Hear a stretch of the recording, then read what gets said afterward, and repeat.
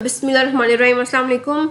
आज जो पेपर हम डिस्कस करेंगे आपका 9th क्लास का चैप्टर 1 का पेपर है और टॉपिक है आपका लेवल्स ऑफ ऑर्गेनाइजेशन। इसमें आपके पास 34 टोटल क्वेश्चंस हैं, जिनमें से 10 MCQs हैं, 3 लॉन्ग क्वेश्चंस हैं, 4 लॉन्ग क्वेश्चंस हैं एंड 20 शॉर्ट क्वेश्चंस हैं। और आपका टोटल टाइम जो आपको दिया गया है 140 मिनट्स हैं, जिसमें पेपर आपने कंप्लीट करें। तो फिर हम स्टार्ट करते हैं।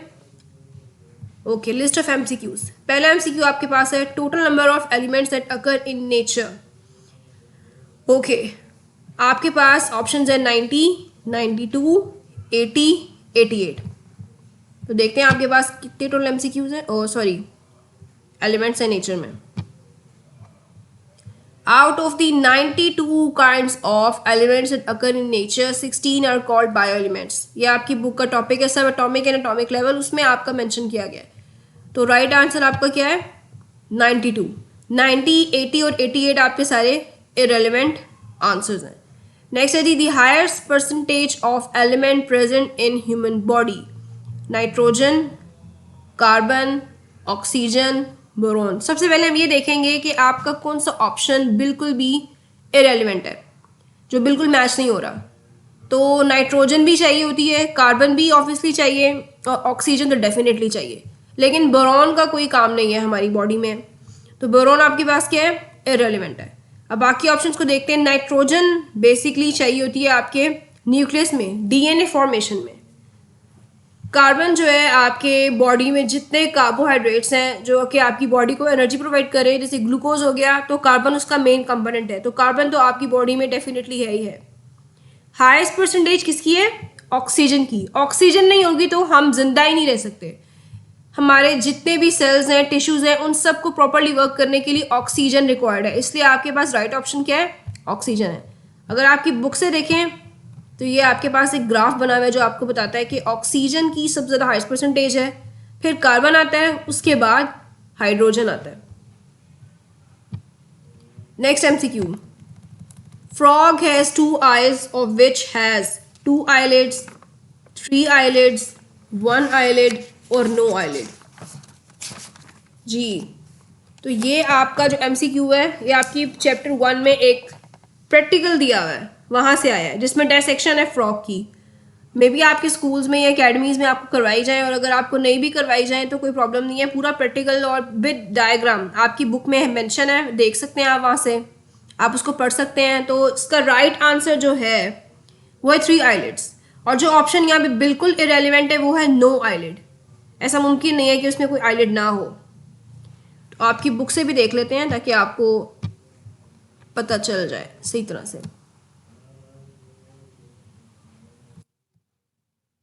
ये जो प्रैक्टिकल है ये आपके चैप्टर के बिल्कुल लास्ट में मेंशन है। ये देखें, प्रैक्टिकल वर्क है डायसेक्शन का। तो यहाँ पे ये देखें दिया हुआ है, on the outside of frogs head are 2 external nostrils, 2 tympani और ear drums and 2 eyes, each of which has 3 lids। तो ये आपका राइट ऑप्शन था 3 eyelids। Next the example of multi cellular organism is. सबसे पहले आप ऑप्शंस को गौर से देखेंगे तो आपको पता चल जाएगा इसका आंसर राइट अवे आपको पता चल जाएगा। बैक्टीरिया एक यूनिसेलुलर ऑर्गेनिज्म है, तो ये बिल्कुल सही ऑप्शन नहीं है। एमीबा भी एक यूनिसेलुलर ऑर्गेनिज्म है, तो ये भी राइट ऑप्शन नहीं है। यूग्लिना एक एल्गी है और ये भी यूनिसेलुलर ऑर्गेनिज्म है, इसलिए ये भी आपका राइट ऑप्शन नहीं है। तो पीछे क्या बचा आपके पास? फ्रॉग। वैसे ये क्वेश्चन देखते साथ ही आपको पता चल जाएगा, राइट अवे आप इसको टिक कर देंगे तो फ्रॉग आपके पास राइट ऑप्शन है। Next, elements that take part in making body mass of living organisms. 15, 16, 1 या 56। 56 और 1 ये बिल्कुल इररेलेवेंट ऑप्शंस हैं, तो इसको सबसे पहले आप इन्हें आउट करेंगे। अब 15 है या 16 है, तो अभी हमने ऊपर सॉल्व करते हुए MCQ देखा था कि 92 आपके पास टोटल थे और उसमें से 16 थे आपके पास जो कि आपका बॉडी मास बना रहे थे। तो राइट ऑप्शन आपके पास क्या है? 16 है। ये देखिए जी, out of the 92 kinds of elements that occur in nature 16 are called bio elements. तो 16 ही हमें रिक्वायर्ड है, तो 16 आपका क्या है? राइट ऑप्शन है। Which one of the following is a macromolecule. Macromolecule किसे कहते हैं? मैक्रोमोलिक्यूल जिसका वेट बहुत ज़्यादा हो। तो सबसे पहले तो हम देखते हैं कि कौन सा ऑप्शन इरेलीवेंट है। तो हाइड्रोजन आपके पास सबसे पहला इरेलीवेंट ऑप्शन है। हाइड्रोजन जो है वो 2 एटम से मिलकर एक मॉलिक्यूल बनाता है, तो ये तो माइक्रो मॉलिक्यूल हुआ, मैक्रो मॉलिक्यूल नहीं हुआ, तो ये वैसे ही आउट हो गया। उसके बाद वाटर को देखते हैं। वाटर में आपके पास हाइड्रोजन है, ऑक्सीजन है और उनके एटम्स हैं मिलके बनाते हैं वाटर। तो वाटर भी आपके पास कोई बहुत ज़्यादा वेट गेन करने वाला मॉलिक्यूल नहीं हुआ, इसलिए ये भी माइक्रो मॉलिक्यूल है। ग्लूकोज जो है वो भी आपके पास माइक्रो मॉलिक्यूल है। तो अगर कोई यहाँ पे मैक्रो मॉलिक्यूल है तो वो है स्टार्च। आपकी बुक से भी चेक कर लेते हैं।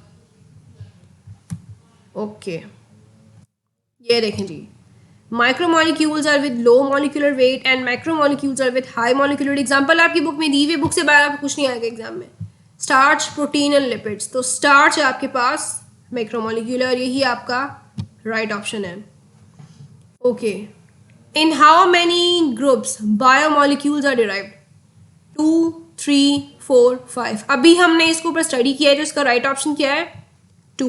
दो आपके पास मॉलिक्यूल्स के ग्रुप्स हैं, micro molecules and macro molecules. तो ये तो आपका बिल्कुल एग्जैक्ट आंसर था, इसमें कोई 3, 4, 5 कंफ्यूज होने की जरूरत नहीं है। Which level of organization is not visible in plants? Organ system level, tissues, organ, none of these. सबसे पहले तो आप नन ऑफ दीज को आउट करें क्योंकि इसका कोई काम नहीं है यहाँ पे। उसके बाद टिश्यूज तो आपके प्लांट में प्रेजेंट होते ही हैं। वास्कुलर टिश्यूज होते हैं जैसे फ्लोएम हो गया, जाइलम हो गया, ये एग्जांपल है। ग्राउंड टिश्यूज आपके पास होते हैं, सब आप आगे जाके अपनी बुक में स्टडी करेंगे। ऑर्गन भी आपके प्लांट में मौजूद है, ठीक है। तो जो नहीं है या लेस डेवलप्ड है या जो आपको दिखाई नहीं देता बज़ाहिर, वो है आपके पास ऑर्गन सिस्टम लेवल। इसको भी हम देख लेते हैं क्या वजह है। जो आपके पास हेडिंग है ऑर्गन सिस्टम लेवल की, इसमें आपको नीचे बताया गया है the organ system level is less complex in plants, example root system, as compared to animals. This is due to a greater range of functions and activities in animals than in plants. Activities plants में कम है, animals mobile है यानी move कर सकते हैं, plants move नहीं कर सकते, और बहुत सारी चीज़ें होती हैं जो कि एनिमल्स में हैं लेकिन प्लांट्स में नहीं है। उसकी वजह से प्लांट्स का जो सिस्टम है ये लेस डेवलप्ड है, लेस कम्प्लेक्स है कंपेयर टू एनिमल्स। तो राइट ऑप्शन आपका क्या हो गया? Organ system level. नेक्स्ट है जी, member of the same species living in same place are called population, biosphere, habitat, community. तो सबसे पहले जिस ऑप्शन को आप आउट करेंगे जो इररिलेवेंट है वो आपके पास है बायोस्फीयर। बायोस्फीयर में आपके पास सब कुछ आ जाता है, पूरा का पूरा इकोसिस्टम आपका, लैंड इकोसिस्टम हो गया, वाटर इकोसिस्टम हो गया, फॉरेस्ट वाला हो, जितना भी आपका इकोसिस्टम है वो सब का सब बायोस्फीयर में आ जाता है। तो बायोस्फीयर तो राइट ऑप्शन नहीं है, इसको आप सबसे पहले बाय करेंगे। दूसरा ऑप्शन आप देखते हैं जी हैबिटेट। हैबिटेट उस एनवायरनमेंट को, उस जगह को कहते हैं जहाँ पे ऑर्गेनिज्म रहता है और जो वो चेंज नहीं करना चाहता, या चेंज करेगा तो उसको बहुत बुरी तरह से इफेक्ट करेगी बात, और वो एंडेंजर्ड स्पीशी भी हो सकता है। तीसरा देखते हैं जी कम्युनिटी। कम्युनिटी में आपके पास बहुत सारी पॉपुलेशंस आती हैं, जैसे कि ह्यूमंस हो गए, प्लांट्स हो गए, एनिमल्स हो गए, इंसेक्ट्स हो गए। तो ये भी आपका राइट ऑप्शन नहीं है। तो राइट ऑप्शन आपके पास क्या है? बेसिकली पॉपुलेशन है। इसकी ये बेसिकली पॉपुलेशन डेफिनेशन है जो कि आपकी बुक में भी मेंशन है और एज टू एज आपने याद करनी है। ये देखें जी, इसकी डेफिनेशन दी हुई है यहाँ पे। Population is defined A population is defined as a group of organisms of the same species located at the same place in the same time. ये आपने डेफिनेशन ऐसे ही याद करनी है, आपको ऐसे ही आएगी एग्जाम में, घुमा फिरा के नहीं आएगी, और आपने भी अपने से डेफिनेशन नहीं बनानी, जैसे आपको दी गई बुक में वैसे ही आपने लिखनी है। Okay, next is stomach consist of epithelial, muscular tissue, both A and B, connective tissue. सबसे पहले इस ऑप्शन की बात करते हैं, बोथ ए एंड बी। ये ऑप्शन आपको बहुत दफ़ा मिलेगा एमसीक्यूज में, लेकिन ज़रूरी नहीं है कि हर दफ़ा ये ऑप्शन आपका ठीक हो।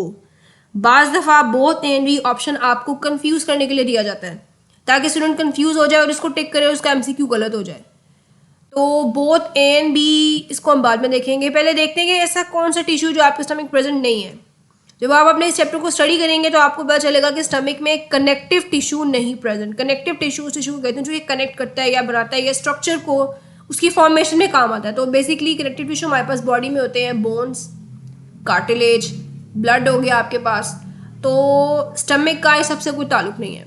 आपका जो स्टमक एक मस्कुलर बैग है, तो मस्कुलर टिश्यू यहाँ पे आ जाएगा। मस्कुलर टिश्यू का काम होता है ग्राइंड करना, स्टमक का जो फंक्शन है। नेक्स्ट आपके पास एपिथेलियल टिश्यू है, ये आपकी बुक में मेंशन है। अगर आपको यूँ समझना आए तो आपको बुक से भी दिखा देते हैं। ये देखें, ये two major type of tissues are present in this structure. Epithelial glandular tissue secrete gastric juice for digestion of proteins. Muscular tissue perform contractions of stomach walls for grinding of food and moving food to posterior end. तो ये दो important tissues हैं आपके stomach में। तो इसका right option है जी both A and B, और ये इररिलेवेंट है। एमसीक्यूज आपके कंप्लीट हो गए हैं। नेक्स्ट है आपका ई-बीप्स तालीम तरबियत और इम्तहानों की तैयारी का जदीद और अपनी किस्म का एक मुनफरिद निज़ाम है जो आपको घर बैठे ऑनलाइन तरीके से ना सिर्फ इम्तहानों की तैयारी खसूसी अंदाज में करवाता है, बल्कि ये भी बताता है कि आपकी अब तक की तैयारी का मायार क्या है, तैयारी में क्या क्या खामियां हैं, ये खामियां कौन सी किताब के कौन से हिस्से में हैं, कौन सी गलती आप बार बार दोहराते हैं और अब तक के दिए गए पर्चों में आप ये गलती कितनी बार दोहरा चुके हैं और किस किस सवाल में आपने ये गलती दोहराई है, इस गलती को दूर कैसे किया जा सकता है।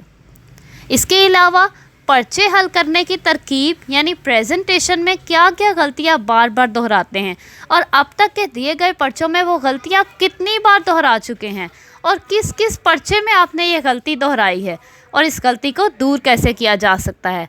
आपकी लिखाई यानी हैंड राइटिंग का मायार क्या है और उसको कैसे बेहतर किया जा सकता है। हो गए हैं। नेक्स्ट है आपका शॉर्ट क्वेश्चंस। तो write down names of biomolecule group. सबसे पहले इसमें आप क्या करेंगे, 2 मार्क्स का आपका शॉर्ट क्वेश्चन है। आपने पहले बायोमोलिक्यूल ग्रुप्स की क्या करनी है, डेफिनेशन देनी है। बायोमोलिक्यूल की डेफिनेशन देनी है जो कि आपकी बुक में मेंशन है। उसके बाद आपने लिखना है जी टाइप्स ऑफ बायोमोलिक्यूल ग्रुप्स। तो वो कौन से हैं आपके पास, 2 हैं, मैक्रोमोलिक्यूल्स और माइक्रोमोलिक्यूल्स। बहुत अच्छे से आपने प्रेजेंट करना है क्वेश्चन को, हेडिंग्स के साथ लिखना है और आपको मार्क्स मिल जाएंगे। एग्जाम्पल में आप दोनों के एग्जाम्पल दे सकते हैं, जैसे आपकी बुक में मेंशन है वैसे आपने एग्जाम्पल देनी है। ये आपकी बुक में है, यहाँ से आपने डेफिनेशन लेनी है। Organism is form by enormous number of biomolecules of 100 of different types. ठीक है, सॉरी ऊपर दी हुई है। In organism bio element usually do not occur in isolated form, rather they combine through ionic और covalent bonding. The stable particle form by such bonding is called as molecule और biomolecule. ये definition आपने लिखनी है। उसके बाद आपने कहना है biomolecules are classified as micromolecules and macromolecules. Micromolecules are with low molecular weight, example glucose water. Headings के साथ आपने सारा बताना है। Macromolecules are with high molecular weight, starch, protein and lipids. Okay, next आपका क्वेश्चन है what is meant by organ system. तो सबसे पहले आप क्या करेंगे, ऑर्गन सिस्टम की डेफिनेशन देंगे, उसके बाद आप उसकी एग्जाम्पल देंगे। ठीक है, तो यहां से हम देख लेते हैं कि आपने कैसे सॉल्व करना है। ये आपके पास आ गया जी ऑर्गन सिस्टम।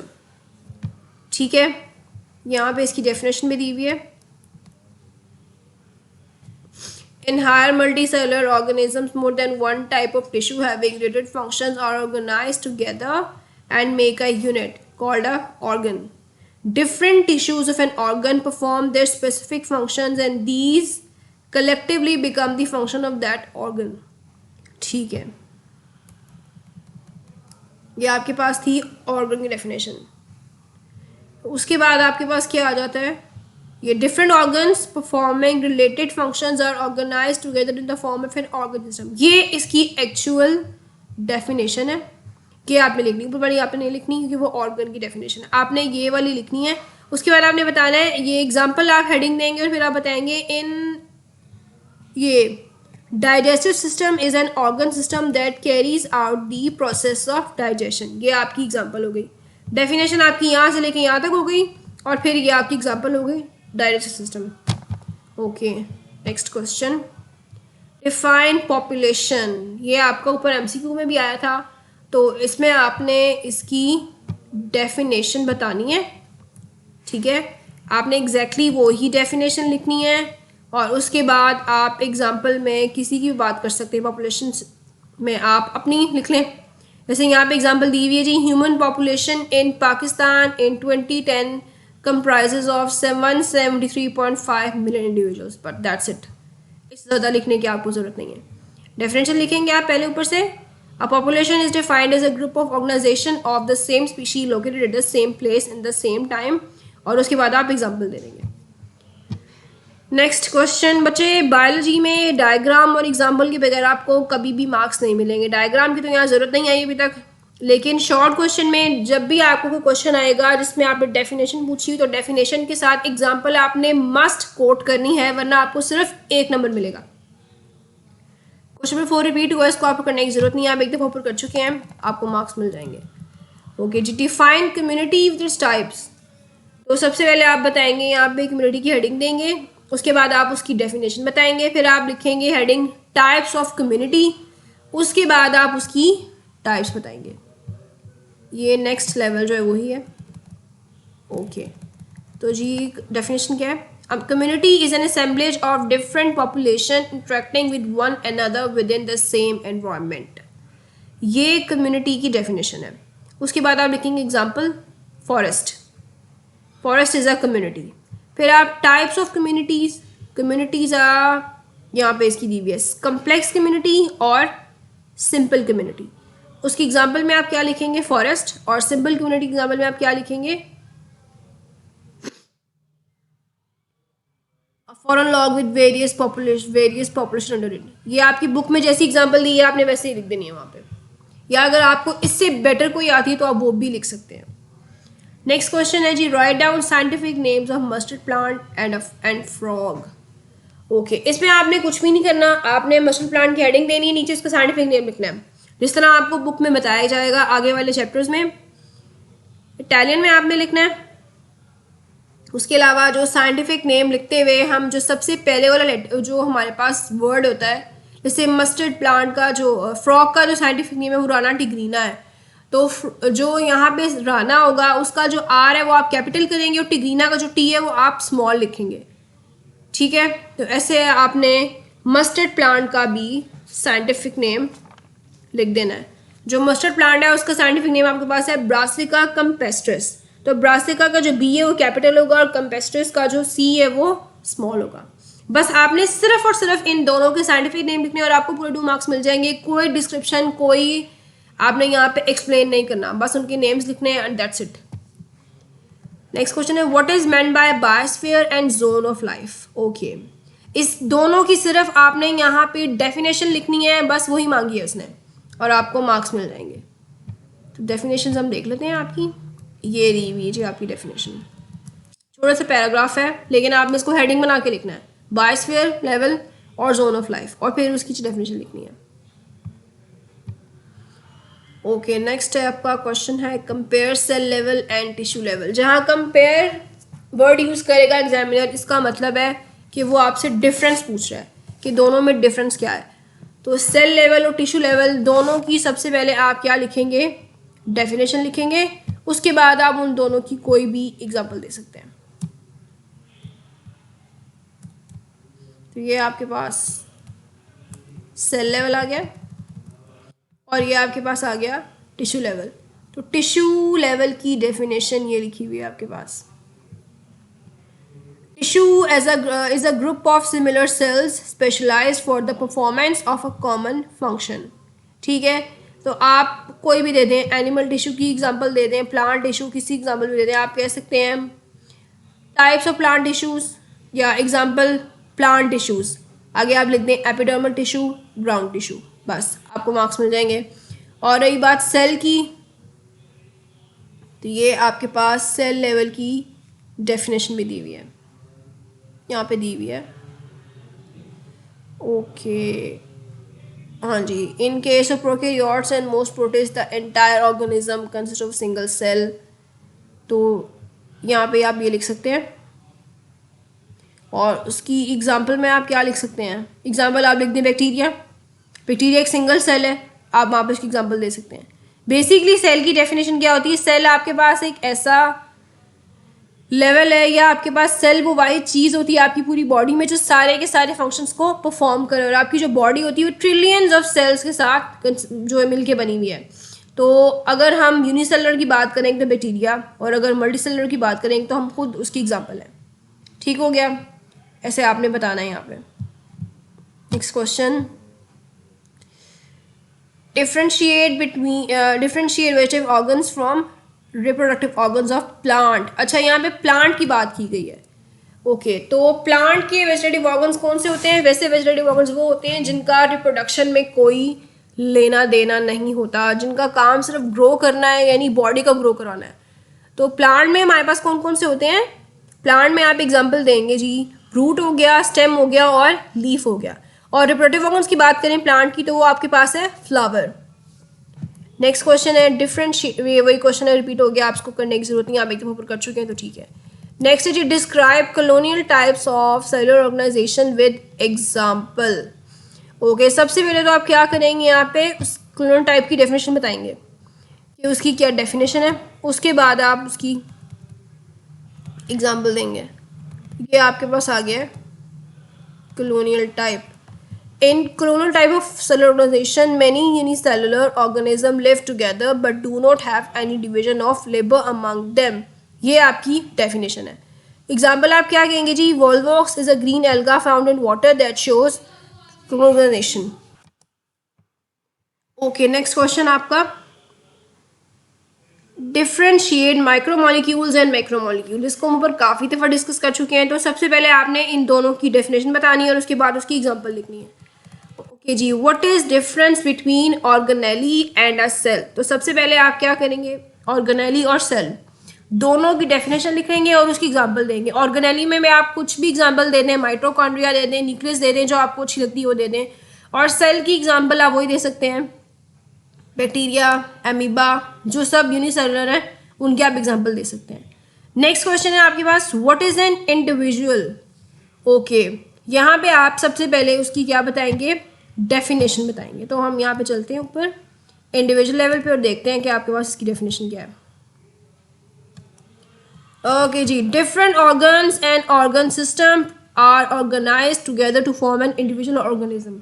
आपने एग्जैक्टली यही डेफिनेशन लिखनी है, एग्जाम में चेंज नहीं करनी। ठीक है, अब यहाँ पे एग्जांपल दी हुई है, when a man is engaged in continuous and hard exercise not only his muscles are working but also there is increase in the rate of respiration and heart beat. ठीक है, this accelerated rate of respiration and heart beat supplies more oxygen and food to the muscle which they need to for continuous work. तो इतनी लंबी example आप नहीं दें, आप ये लिख सकते हैं, a man when he is working. ठीक है, वर्किंग मैन इसकी डेफिनेशन आ सकती है, क्योंकि डेफिनेशन में यही है ना कि बहुत सारे ऑर्गन्स जो मिलके वो ऑर्गेनाइज करके क्या बना रहे हैं, इंडिविजुअल लेवल आपको वही है जिसमें बहुत सारे ऑर्गन सिस्टम मिलके एक इंडिविजुअल को बनाते हैं या ऑर्गेनिज्म को बनाते हैं। तो यहाँ पे उसने आपको मैन की एग्जांपल दी है, तो आप ये वाली यूज़ कर सकते हैं, जो आपकी बुक में दी है, ज़्यादा आसानी से आप याद कर सकते हैं, तो आप यही लिखिएगा। नेक्स्ट क्वेश्चन आपके पास है, name the types of cellular organization. तो इसमें आप बता दीजिएगा कि आपके पास कितनी है, 3 टाइप्स हैं आपके पास। सबसे पहले इसकी डेफिनेशन लिखिएगा और उसके बाद 3 टाइप्स हैं, cellular organization, unicellular organization, colonial organization और आपके पास आ जाती है मल्टी सेलुलर ऑर्गेनाइजेशन। इसकी सिर्फ आपने नेम्स लिखने हैं, आपको डेफिनेशन और एग्जाम्पल देने की जरूरत नहीं है। नेक्स्ट आपके पास है, name the level of organization in correct order. तो इसमें आपने जो है वो ऑर्डर के साथ लिखना है। सबसे पहले आपके पास क्या आता है, सबएटॉमिक आता है, फिर उसके बाद आपके पास आ जाता है ऑर्गेनेली। सबसे पहले आपके पास आता है जी लेवल कौन सा, सबएटॉमिक एंड एटॉमिक लेवल, फिर आपके पास आता है मॉलिक्यूलर लेवल, फिर आपके पास आता है ऑर्गेनेली। इस तरह आपके पास जितने लेवल हैं सबको आपने सीक्वेंस के साथ लिखना है इस क्वेश्चन में। Okay, next question, difference between organ system level of animal and plant. Okay, इसमें आपने बताना है कि उन दोनों के जो सिस्टम है उसमें क्या डिफरेंस है। तो ये डिफरेंस आपकी चैप्टर में मेंशन है। ठीक है, ये यहाँ पे आपको बताया हुआ है नीचे। ओके, तो डिफरेंस बेसिकली फंक्शनिंग का डिफरेंस है यहाँ पे। और ऑर्गन्स का डिफरेंस है, आपके पास प्लांट में जो ऑर्गन है उनका और फंक्शन है, और जो आपके पास एनिमल्स में ऑर्गन्स हैं उनका और फंक्शन है।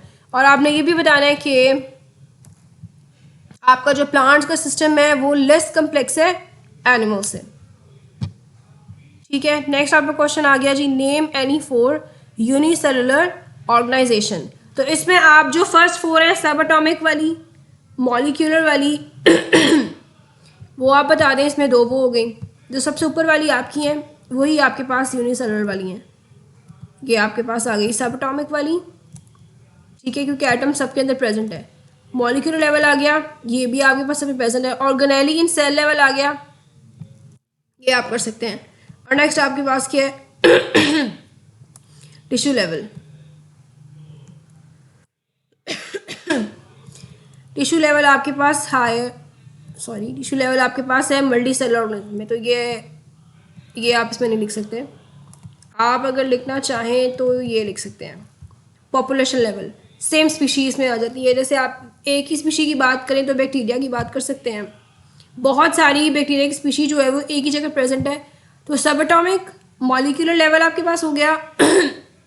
उसके बाद आपके पास था ये ऑर्गेनेली इन सेल लेवल था आपके पास, और उसके बाद जो चौथी आप लिखेंगे वो लिखेंगे population level. Okay, next question, define biology. तो इसमें आपने सीधा सीधा बायोलॉजी की डेफिनेशन बतानी है, ठीक है। उसके बाद आप इसमें ये बता सकते हैं कि बायोलॉजी का मीनिंग क्या है।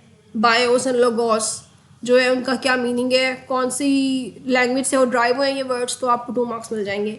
Right the importance of mustard plant. इसमें आप 2 पॉइंट्स बता दें, कोई से 2 पॉइंट्स जो कि उसकी इम्पोर्टेंस को डिफाइन करते हैं कि आपके पास मस्टर्ड प्लांट जो है उसका क्या फंक्शन है, क्यों ज़रूरी है, ठीक है जी। यहाँ से हम देख लेते हैं। This plant is used as a vegetable, seeds are used for extracting oil, that's it. ये 2 पॉइंट्स हैं, यही आपने लिखने हैं। ओके, अब आपके पास आ जाती है long question. Right a note on tissue level. ये 5 मार्क्स का क्वेश्चन है। सबसे पहले आपने बच्चों जी इसकी डेफिनेशन बतानी है। टिश्यू लेवल की डेफिनेशन क्या है, यहाँ से हमसे खोल कर डिस्कस कर लेते हैं आसानी से, ताकि आपको समझ आ जाए कि आपने जो टिश्यू लेवल है उसे कैसे लॉन्ग क्वेश्चन सॉल्व करना है। हो गए, सबसे पहले आप क्या बताएंगे, इसकी डेफिनेशन बताएंगे, फिर आप लिखेंगे कि इसका फंक्शन क्या है। ओके, फंक्शन के बाद आपने कहना है कि 2 आपके पास ऑर्गेनिजम्स हैं जिसमें आपने डिफाइन करना है। आप लिखेंगे types of tissue level plant tissues, और फिर आपके पास आ जाएगा एनिमल टिश्यूज़, और फिर आपने उनकी एग्जांपल लिख देनी है, ठीक है। तो आपको आपका क्वेश्चन जो है वो कंप्लीट हो जाएगा। नेक्स्ट आपके पास है question, right a note on organ and organ system level. इसमें भी आपने यही करना है, सबसे पहले डेफिनेशन बतानी है, उसके बाद आपने उन दोनों के फंक्शन बताने हैं। ऑर्गन का फंक्शन क्या है, उसकी डेफिनेशन क्या है, ऑर्गन सिस्टम की डेफिनेशन क्या है, और उसके बाद आपने उन दोनों के फंक्शंस बताने हैं। फिर बताने हैं कि जैसे आपको एग्जांपल दी गई थी स्टमक की, वो आपने पूरा उसको डिटेल में बताना है। और फिर जो आपको नीचे डेफिनेशन दी गई थी डाइजेस्टिव सिस्टम की, वो बताना है। फिर आपने ये भी बताना है कि प्लांट्स में लेस कम्प्लेक्स होता है और एनिमल्स में मोर कम्प्लेक्स होता है। नेक्स्ट आपका क्वेश्चन है, write a note on cellular organization. Okay, सबसे पहले आप इसकी डेफिनेशन लिखेंगे, उसके बाद आप बताएंगे कि इसकी कितनी टाइप्स होती हैं, ठीक है। उसके बाद आप उन टाइप्स की डेफिनेशन लिखेंगे और उनको एक्सप्लेन करेंगे और उनकी एग्जांपल्स कोट करेंगे, ठीक है। नेक्स्ट भी ये क्वेश्चन है, इसको आप दोबारा करने की ज़रूरत नहीं है। तो ये आपका पूरा पेपर था जिसको हमने अच्छे से डिस्कस किया है। अगर डिस्कशन में कोई बात रह गई है जो आपको समझ नहीं आई या आपको लगता है कि ये बात बतानी चाहिए थी, तो वो आप बता सकते हैं और हम दोबारा डिस्कस कर सकते हैं। ओके, तो कोई क्वेश्चन हो तो आप दोबारा पूछ सकते हैं। Thank you.